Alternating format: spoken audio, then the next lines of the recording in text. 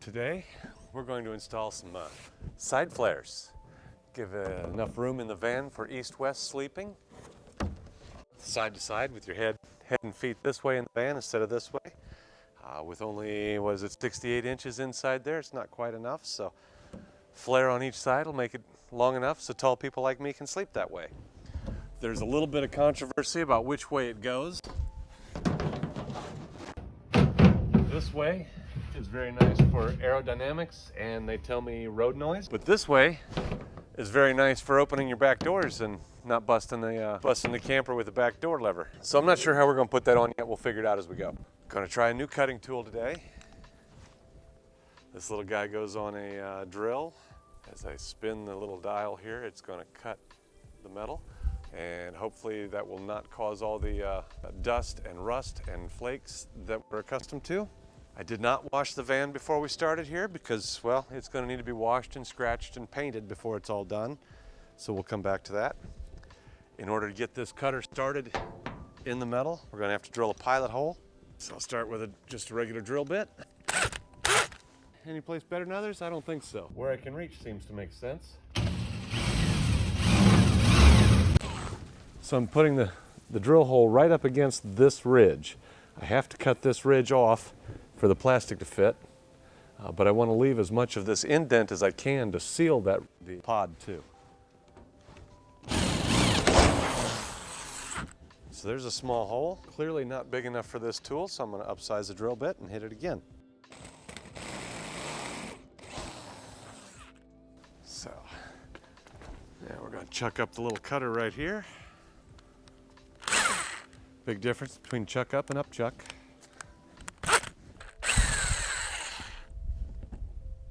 I'm scared.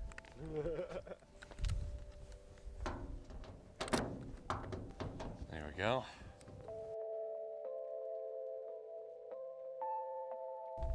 Nice. Wow, that is impressive.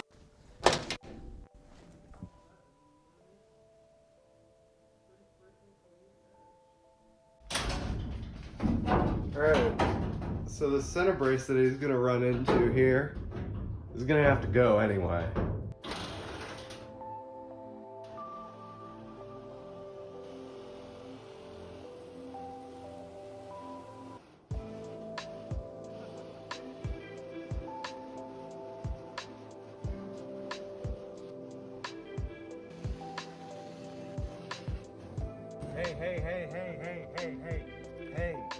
Hey.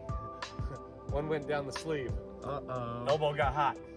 It looks like you cut through that brace, no problem. Yeah. It didn't really like it, but it went through. And it definitely does kind of want to walk. As long as I'm pressing it against that edge, it goes pretty well. If I press too hard, it stuck. And when I wasn't pressing enough, it wanted to walk down. So, yeah. It doesn't drive itself, but compared to a jigsaw or saber saw, what we've been using, phew, this rocks. The floor sort of looks like we've been in a baby nail biting competition.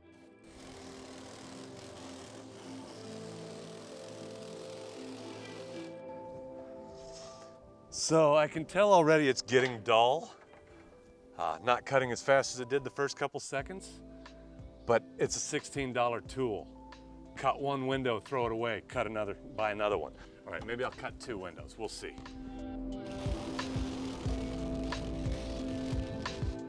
I've come to that brace again.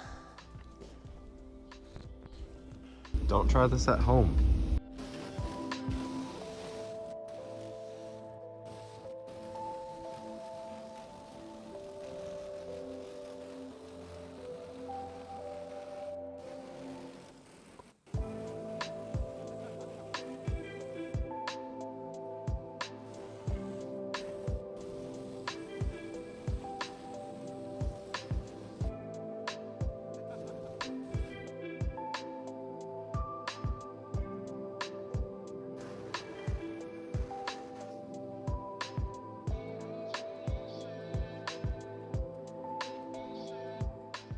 So now looking at our cut finish, where we started to cut with the new tool, nice, very nice. Where we got to with the new tool, once it was all dulled up, yeah, not bad. where I cut with a saber saw, that's like a sawtooth right there, saw blade right there on the edge. So, okay, when I had trouble and had to fight with the dull tool, I really chewed it up. But other than that, the saber saw chews it up a lot more than the, what do we call that cutter? Cool, that's what I call it. Stanley 3. Stanley 3. The installation kit that came with our side flares came with a green scrubby pad and a sanding block, which is great for deburring and cleaning this metal right here that we're going to seal to. The side pod does need to be painted, and in this case we're going to be painting the whole van rather than painting it first and then putting it on. So we're going to get a little more serious than these little tools and get out the stripping wheel. Fun name, not a very fun toy. Eye protection.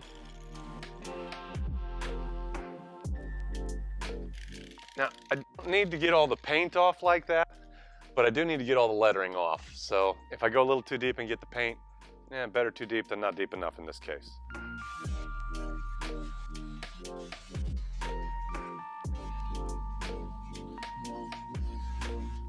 All right, now we're still going to use the sanding block because that didn't really get the flat areas some places where it's not so flat, and this really will.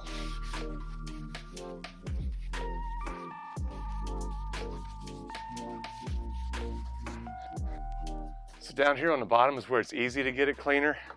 Up here on the top is where it's more important, especially at these corners where it's really hard to get it clean.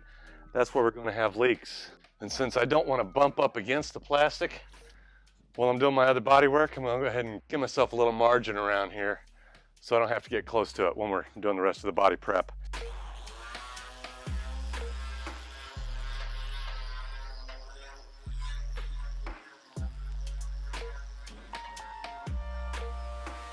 That is way too much.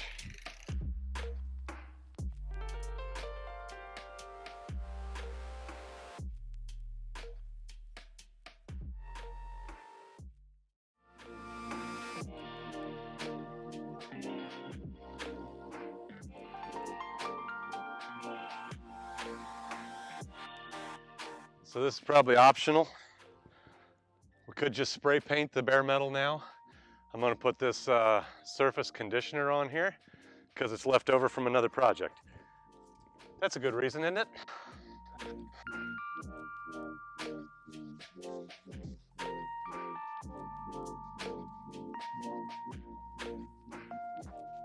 Good. Huh. I've lost all the white paint again. Or used it. That's, sorry, that was the implied reality. Rust-Oleum, you should sponsor us. Automotive enamel is all I've got left. I'm not sure where that came from.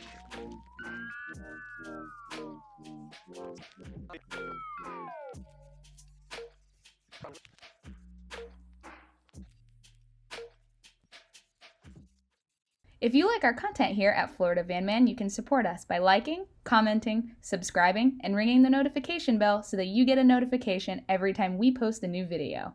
In the description box of all of our videos, we also have links to our favorite products, as well as links so that you can get your very own Florida Van Man merch. Your support keeps our vans rolling.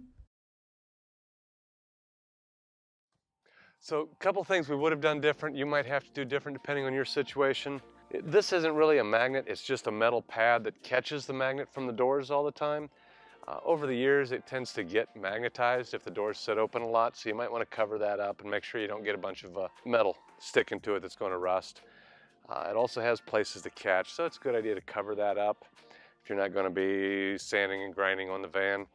Also, if you don't have the handy little tool we use, the nibbler, and you're going to use a saber saw or a jigsaw on there, you'll want to tape everything off so you're not scratching up the paint.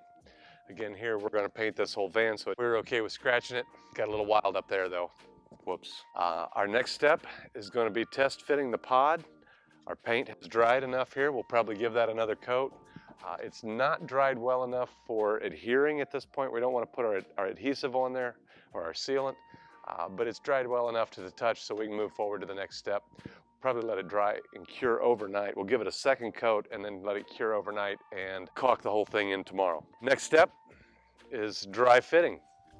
Again, we talked about manufacturers say put it in this way, aerodynamics and wind noise. We're not that concerned with aerodynamics and wind noise. We're more concerned with the back doors opening and really the shape of the bed. So we've got more of a full-length bed at the front edge, a short bed at the back. Sheets will fit better that way too. So that's the way we're going to install it. We have pre-drilled holes in the plastic here. I see you. Okay, so we're going to put that up there. And magic hands, Mike, if you would please. Set that inside the recess everywhere. Dry fit it, hold it tight, and drill 2 holes. Real life is going to dictate more than the instructions here. 3/16 drill bit included with the installation kit. We don't want to slam through and hit that shoulder on the plastic, so I'm really just going to mark it there like so, and then tip this out.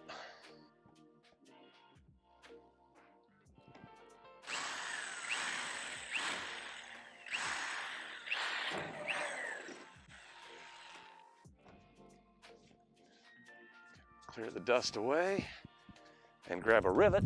All right, leaning it in. Interesting that the bottom edge of it is not flat. Yeah. Notice too, we've got some minor fitment concerns here. I won't call them worries yet.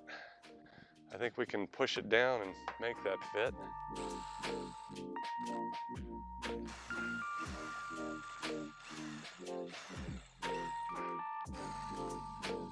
All right, now we're not crimping the rivets and we're not using any sealant yet at this point. I'm not 100% happy with this fit over here, so we might change that a little bit. The plastic seems to belly a little bit here, so if I could get you inside, Mike, I'm gonna push up.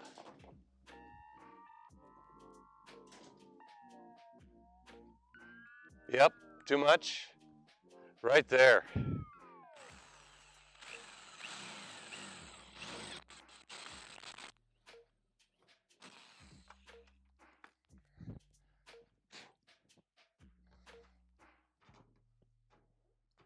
All right, so those are my 1 and 2 rivets. Double checking the alignment here to here and there to here. It all looks good. Now that we've pulled the top up, it seems like the bottom is kind of doing this. So we'll do the same thing and kind of pull this bottom edge down while we drill these 2 holes. If you would, please. The rear. Yep. There we go.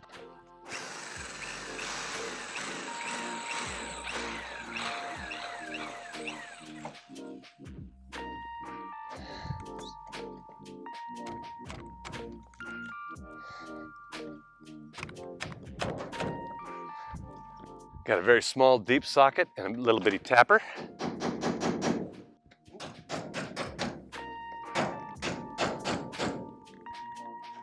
Okay, now let up what happens.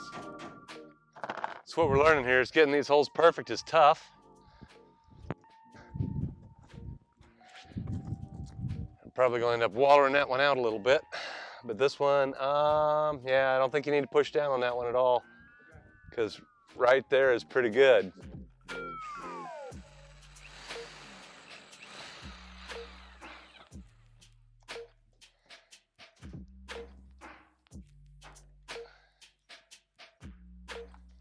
Just because I've got it and it's easy. Yep.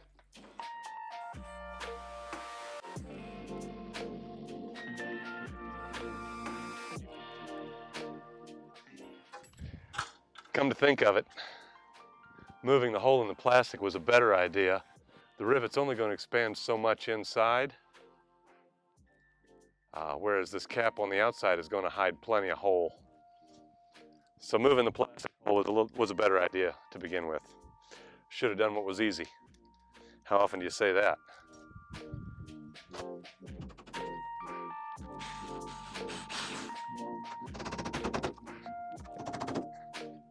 Interesting. They forgot to drill a hole. Should there not be a hole right here somewhere? Am I mistaken in thinking there should be a hole right here somewhere? 1, 2, 3, 4 across the bottom. 1, 2, 3, 4 across the top, if it was there. 2 on each end. So this was my original first hole, and I really didn't like where it was. I just moved the hole in the plastic a little bit here by sticking the drill bit through the 2 holes. And I had to go kind of like this and straighten it out. Straighten it out, now the hole's lined up. Yeah, one's a little oblong, this will cover it up. All right, so we've got 2 in here, 4 in the bottom. Should have 2 on this side.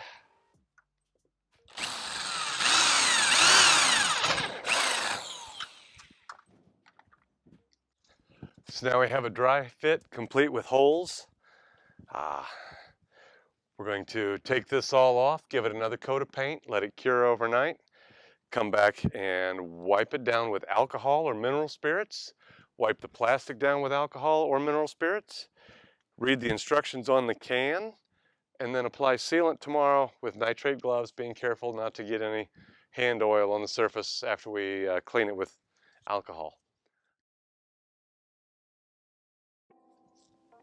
The paint has cured now overnight. We cut the hole, deburred the edges, gave it a coat of paint, drilled the holes, gave it a coat of paint, let it dry overnight. Now we're going to scuff up that glossy paint with the included Scotch-Brite pad, just enough to give the adhesive a good bond.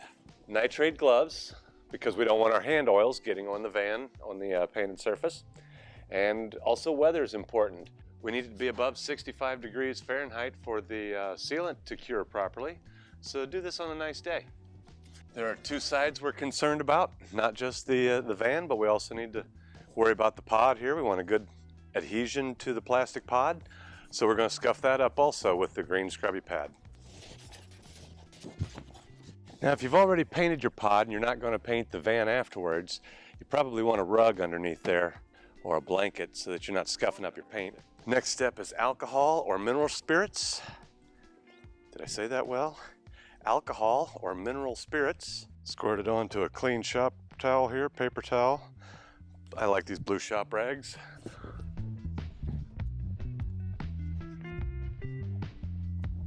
Blue shop towels really let you know where you missed the burrs. Maybe I should have wiped this down once a while ago when I still had a chance to deburr it and paint again, but it's all right. Those couple little burrs aren't going to hurt much. Okay, so the instructions tell us to cut this off flat.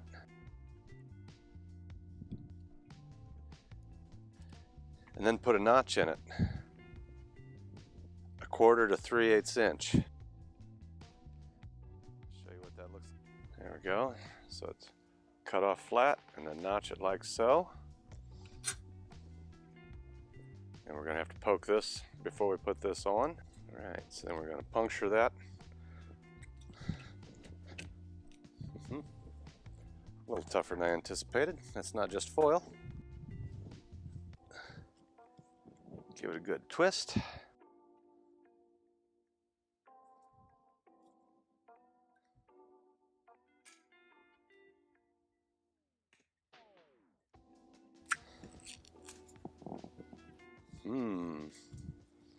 Almost defective here.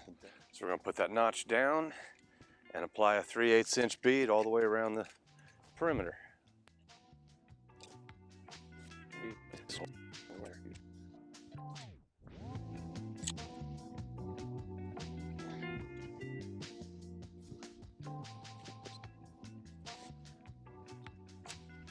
All right. Yeah, so I used right at half the product.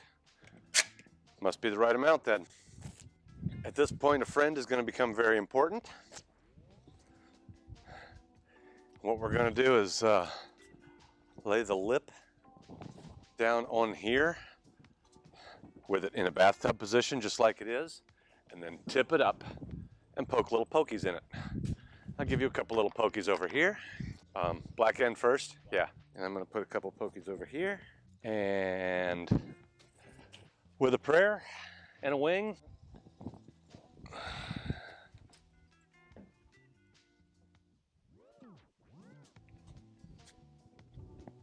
Like Eminem said. Probably, there we go. Yep. I'm seeing a screw hole. There's one. There it is.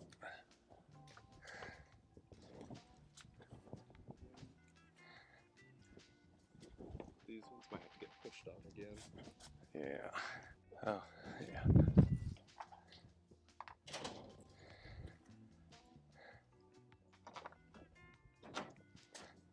That was easy. That started. Yeah, I think so. It's pretty far off. Which one are you doing? This one? Yeah, that looks good. It's not going all the way in though.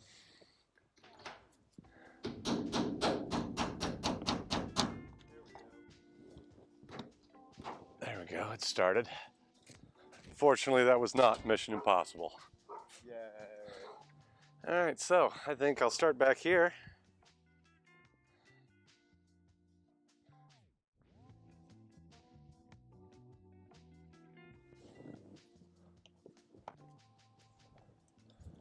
That one's definitely in all the way.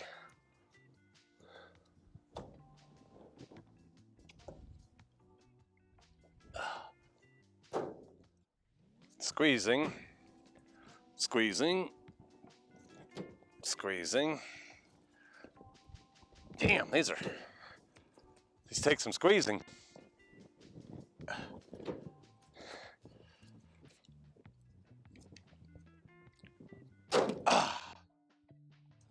then I'm doing kind of a warp pattern here, if you will. I started there, went straight across, then skipped one and came down here. Now I'm going to skip one and come up here. My next one will be skip one and go there.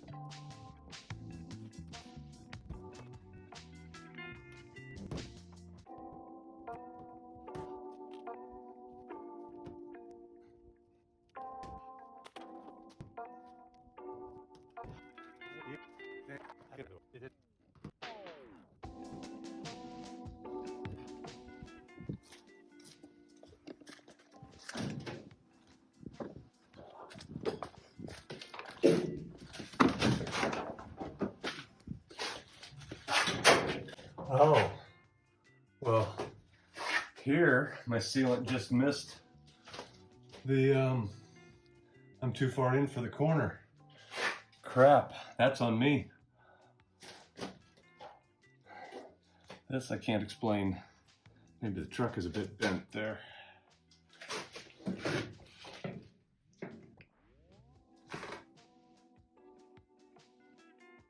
I got my sealant coming around the inside of the rivets each time. So if it leaks, it's leaking back out to the outside. See, this is all in there really good here.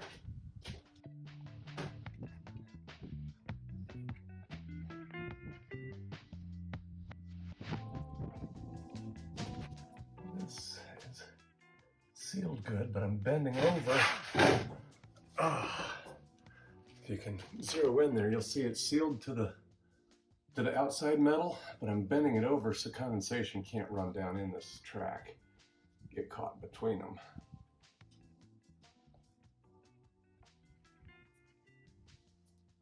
And I think we're done.